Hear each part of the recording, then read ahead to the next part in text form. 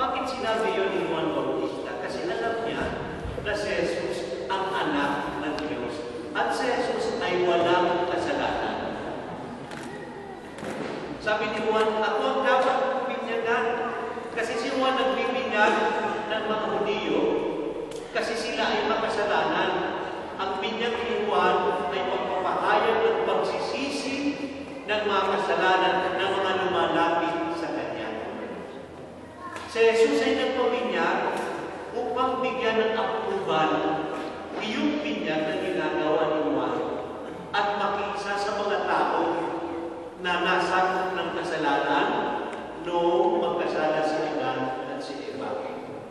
Kaya tayo ay nagpabinyag at ang mga bata ngayon ay binibinyagan upang maalis ang kasalanang mana na binana natin kay Adan at kay Eva.